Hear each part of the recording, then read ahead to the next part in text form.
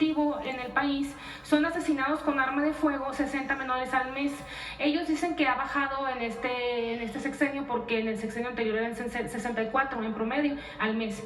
Preguntarle qué le ha informado el Gabinete de Seguridad sobre lo que usted les pidió revisar luego de este asesinato de las 3 niñas. Recuerdo que usted comentó que les pidió que se revisaran las cifras y todo esto. Sí, las vamos a presentar aquí la próxima vez que venga el Gabinete de Seguridad. Sí ha disminuido, pero cualquier homicidio es lamentable, pero particularmente cuando se trata de un menor de edad vinculado con actos de violencia, pues es más doloroso. Y nuestro objetivo tiene que ser que eso se erradique. Y tiene que ver con la atención integral. Por supuesto, tiene que ver también con el tema de violencia familiar. Entonces, lo estamos trabajando. Lo que presentó aquí Citlali, que tiene que ver con violencia a las mujeres o contra las mujeres, pero también contra niños y niñas, que se está haciendo en los centros libres, es muy importante. Nuestro objetivo es que cada municipio del país tenga un centro libre, para que una mujer se pueda acercar a tener apoyo, ayuda, incluso en la denuncia. Mañana vamos a presentar ya las abogadas de las mujeres, que van a estar trabajando para poder apoyar a las mujeres en su denuncia y en el seguimiento de su denuncia, además de todo el trabajo que se está haciendo con ministerios públicos. Pero el objetivo es tener una red de apoyo a partir de los centros libres, más el número de teléfono de denuncia de violencia contra las mujeres y contra los niños y las niñas. Muchas gracias, presidenta. Gracias. A ver aquí. Luego vamos acá si quieres. Estoy viendo quién, pero ya como que ya han preguntado mucho los mismos. Estoy viendo quién no ha preguntado, sí. Hola, Presidenta, buenos días. Gaspar Vela, de Grupo Milenio. Presidenta, estamos a una semana de que pues entren en vigor estos aranceles de 30% anunciados por el presidente de Estados Unidos, Donald Trump. Preguntarle qué escenarios está listando su gobierno en caso de una eventual entrada en vigor. No, pues estamos haciendo todo para que no entren en vigor. Entonces, hay un equipo trabajando en Estados Unidos, con la Secretaría de Comercio, del Tesoro, e hicimos pues una serie de propuestas que tienen que ver con el Plan México y también con disminuir el déficit comercial, que es una de las preocupaciones del presidente Trump. Se puede disminuir el déficit comercial a partir de distintos mecanismos que no afecten a la economía de México. Entonces hemos estado haciendo una serie de propuestas y ya las presentamos aquí, pues esperando que lleguemos a un acuerdo. ¿Buscaría alguna comunicación con el presidente de los Estados Unidos? Si es necesario, sí. La próxima semana vamos a ver si los equipos pueden encontrar un acuerdo. Pero estamos buscando esquemas que puedan obtener los mismos resultados. Al presidente Trump, la economía de México desde el Tratado de Libre Comercio, el primer tratado, después el TEMEC, en mucho se dedicó a la exportación, pues gracias al propio tratado. Durante el último periodo del presidente Biden, pues incluso hablamos muchísimo del llamado nearshoring, que era la relocalización de empresas de Asia en México que facilitaban la cercanía para la exportación. Entonces eso hizo que aumentaran las exportaciones de México a Estados Unidos como parte del tratado comercial. El presidente Trump y su administración pues no quieren que siga aumentando esta diferencia entre lo que exporta Estados Unidos a México y lo que exporta México a Estados Unidos. Que hay que aclarar que son principalmente de empresas estadounidenses, pero pueden generarse esquemas que permitan que aun cuando se siga exportando, pues haya más comercio entre México y Estados Unidos y esto disminuya digamos, la diferencia a favor de México. Entonces hicimos una propuesta muy concreta y la están analizando y esperamos pues que esto nos ayude a resolver hacia adelante mientras se revisa completo el tratado. ¿Se estaría solicitando o buscando entonces esta comunicación la próxima semana? Vamos a esperar. A ver, esta semana, principios de la próxima, el presidente Trump va a una reunión de viernes a martes y de todas maneras se está trabajando con sus equipos y vamos a esperar y si es necesario pues haríamos la llamada también. Ok, en otro tema... Pero confiamos en que podamos llegar a un buen acuerdo. Ok, muchas gracias, Presidenta. En otro tema, el domingo pasado el secretario de Seguridad, Omar García Harfuch, decía que las facciones de los Chapitos y los Mayos están mermadas tras el combate de las fuerzas federales. Preguntarle si este debilitamiento, si ustedes han detectado que este debilitamiento se ha traducido en la reducción de tráfico de fentanilo del cártel de Sinaloa a los Estados Unidos. La reducción de fentanilo desde octubre que entramos nosotros a la fecha es del 50%, reconocido por las propias instituciones del gobierno de los Estados Unidos. ¿Qué quiere decir eso? Pues que se incauta más fentanilo en México y ya no cruza a los Estados Unidos. ¿A partir de qué? Pues de toda la estrategia de seguridad, no tiene que ver en particular con este grupo delictivo, sino con distintas acciones que se están haciendo. Y no solo es fentanilo, también metanfetaminas.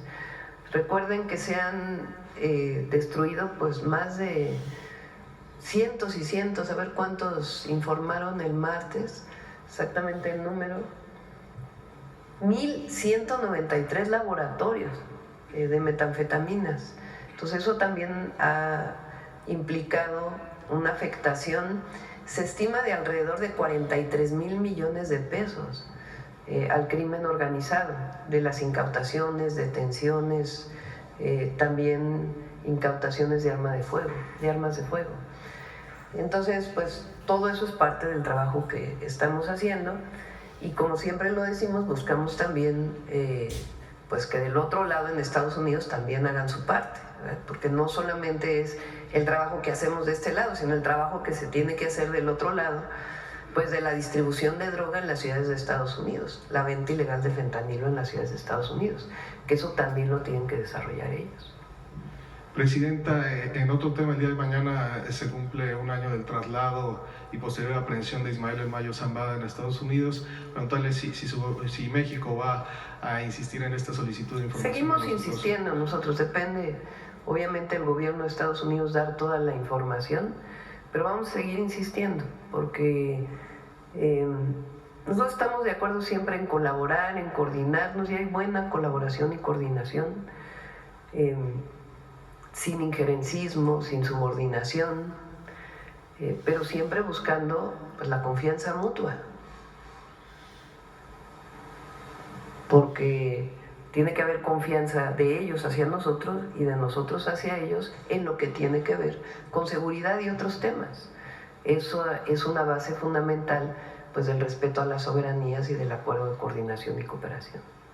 Finalmente, Presidenta, medios españoles han reportado que Iberdrola tiene la intención de abandonar el país. ¿Qué postura tiene a este respecto? Bueno, vamos a revisar.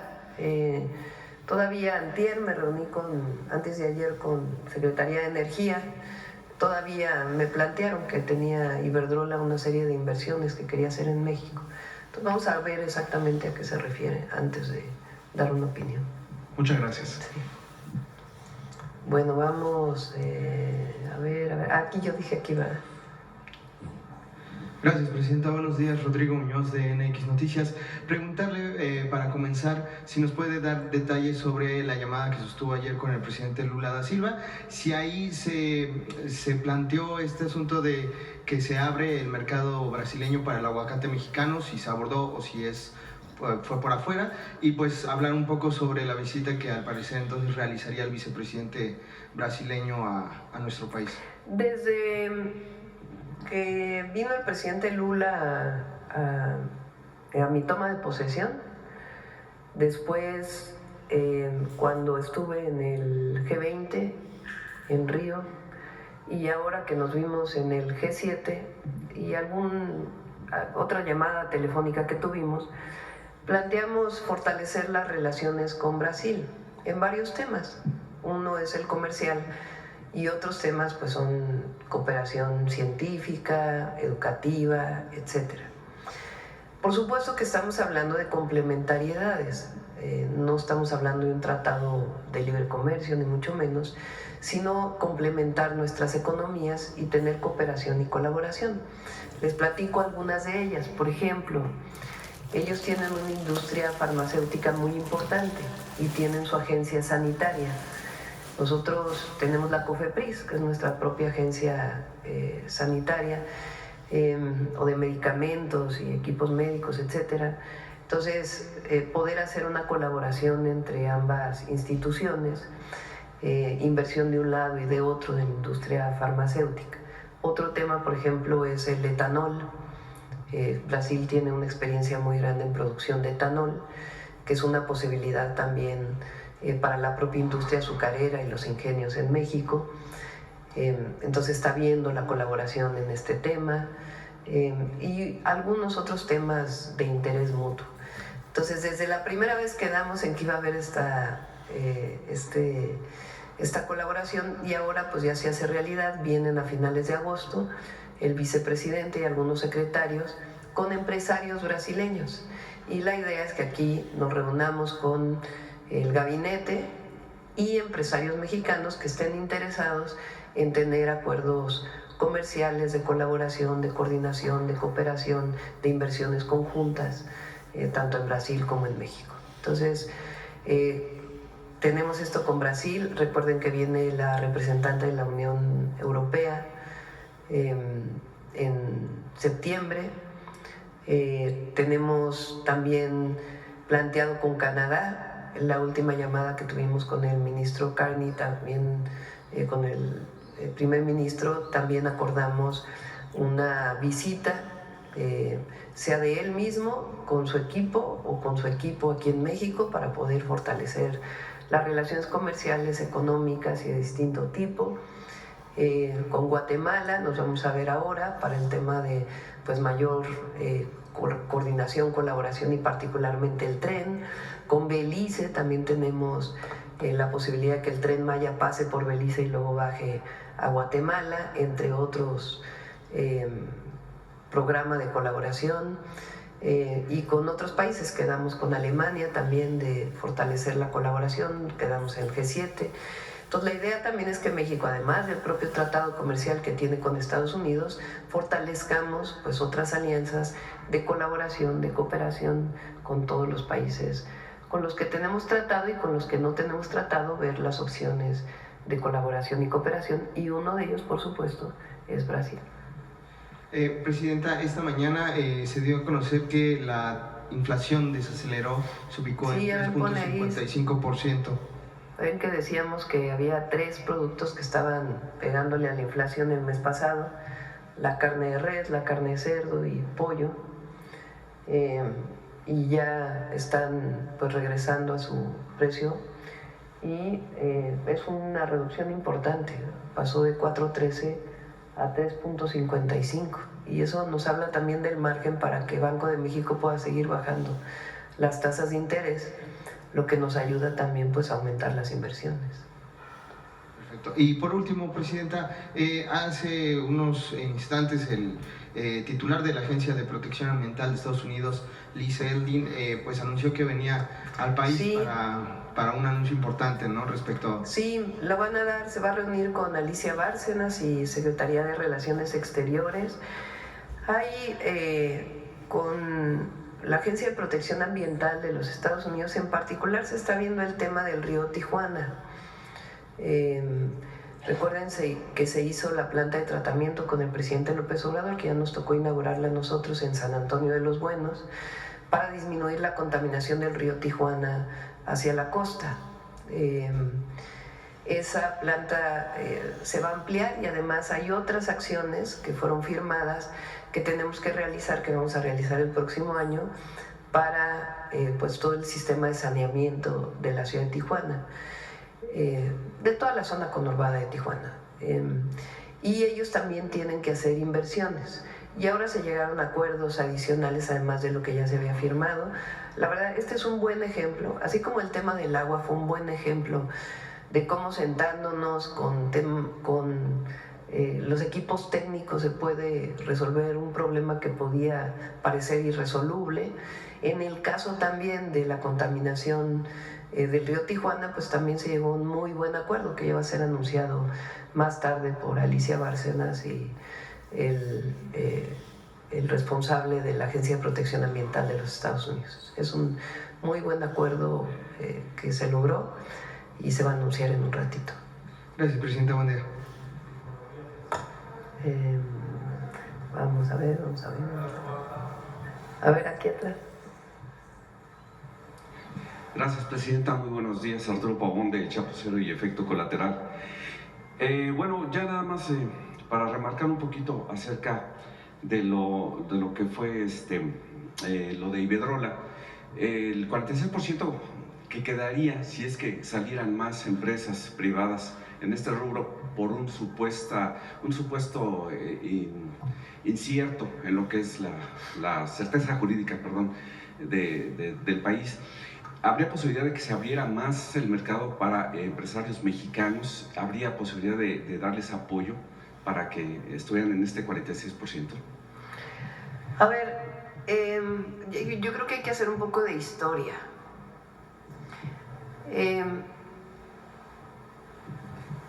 Desde 1992, ahora sí que ya me fui a la historia, Salinas de Gortari hizo un cambio, entonces se llamaba la Ley de Servicio Público de Energía Eléctrica. Entonces la Constitución decía que no podía haber generación privada de energía eléctrica. Eso decía claramente la Constitución.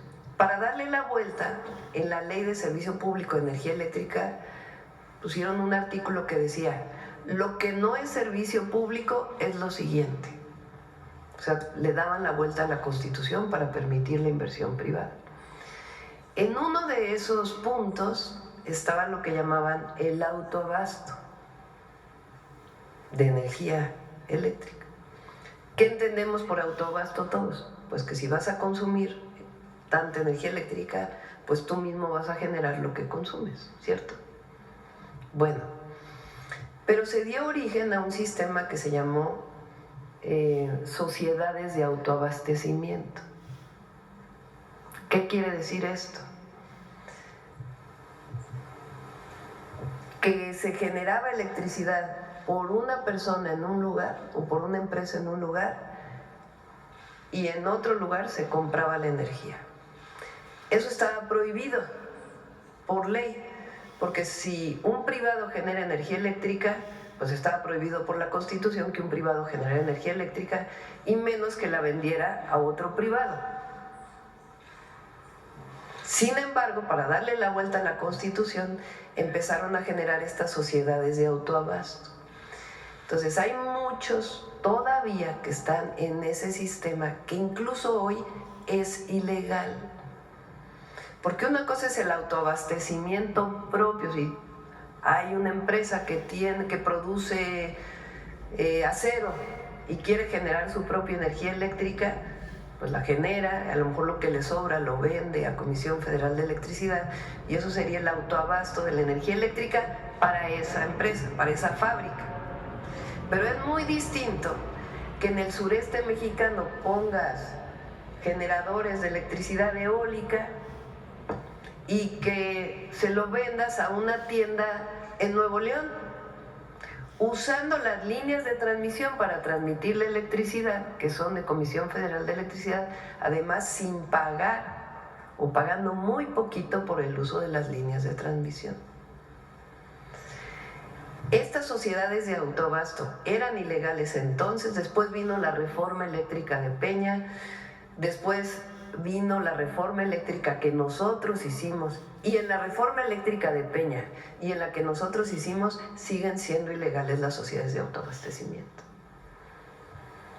¿Qué les decimos ahora a los que están amparados en las sociedades de autoabastecimiento? Ponte en regla, véndele tu energía a CFE, o hay una parte que todavía hay de mercado eléctrico que quedó en la Constitución, o véndele al mercado eléctrico, pero las sociedades de autoabasto no son legales. ¿Qué pasó con Iberdrola? Una gran parte de la generación de Iberdrola y de otras empresas estaba en las sociedades de autoabasto, que no estaban permitidas por la ley. Entonces, ¿qué hizo el presidente López Obrador en su momento? Bueno, a ver, ¿no te quieres poner en regla? Te compro tus plantas. Y se generó un esquema de compra de esas plantas a través de Banobras y de un fondo que está en Banobras que se llama Fonadil. Y se compraron las plantas de Iberdrola. ¿Con qué motivo? Pues para que CFE tuviera el 54% de la generación eléctrica. ¿Es un asunto solamente de convicción? No. Es un asunto de estabilidad del sistema eléctrico nacional. A todos les conviene, empresarios, población, a todos tener una Comisión Federal de Electricidad fuerte. El 46% de la generación se queda para los privados. ¿Cómo pueden generar? Generan energía eléctrica y lo que generan se los compra CFE o lo pueden meter al mercado eléctrico, que todavía hay esa oportunidad. ¿Cuánta capacidad hay para eso? Pues hay cerca de 6,000 megawatts en donde pueden generar eso, y la Secretaría de Energía está abriendo pues todos los mecanismos para que eso sea posible. Lo que buscamos es que la mayoría de eso sea con fuentes renovables de energía. Entonces, y están de acuerdo incluso los generadores. ¿Por qué se retira? Si se retirara Iberdrola, pues no tendría por qué. Porque en todo caso, pues están muy claras cuáles son las reglas actuales para que puedan desarrollarse. Lo que sí estamos pidiendo es que las sociedades de autoabasto se pongan en regla. Y hay una mesa para que lo puedan hacer. Porque siguen siendo ilegales. Porque generaron la electricidad a partir de un esquema que no era legal. Entonces decían, son sociedades porque uno genera y es socio de otro que compra. Pues sí, pero eso es generación eléctrica privada y compra privada de energía sin pagar prácticamente la transmisión. Entonces, ese es el asunto. La inversión privada en generación eléctrica es viable, es posible, hay los mecanismos, no tiene problema y está la certeza jurídica para que lo puedan hacer. Y hay muchas empresas que quieren generar.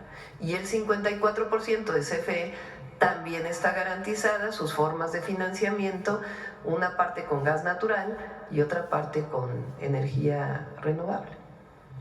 Muy bien, eso quiere decir entonces que Iberdrola ya no tuvo la oportunidad de influir aquí en el gobierno como lo hace en España, donde sí se vuelve dueña. Pues vamos a ver primero si es cierta esta noticia, y si es cierta, bueno, pues que expliquen por qué, pero no tiene que ver con que no haya certeza jurídica, sino sencillamente, pues, cuando se habla de Estado de Derecho quiere decir que todo el mundo se ponga en regla.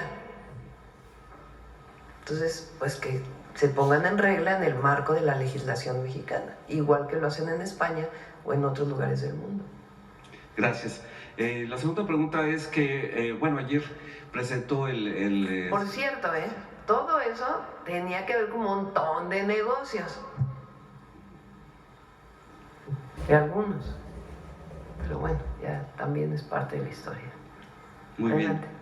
Ayer el secretario de Seguridad presentó un operativo junto con el fiscal general del Estado de México, el operativo Liberación, en el que se descubrió, después de las investigaciones que se hicieron con tiempo, a través de las denuncias al 089, sobre la extorsión que hubo para gente que quería construir o que quería alimentar a sus animales, pues tenían que hacerlo mediante un esquema de forzoso en ciertos lugares. Aprovechando este foro, porque mucha gente, como en tiempos anteriores, no le tiene mucha confianza a la denuncia. Yo le pregunté al secretario el tiempo de respuesta y qué es lo que se hacía para que la gente ya pudiera estar tranquilo una vez que hizo su denuncia. ¿Usted cómo le daría este llamado al pueblo para que denuncie? Bueno, por eso se abrió la línea del 089.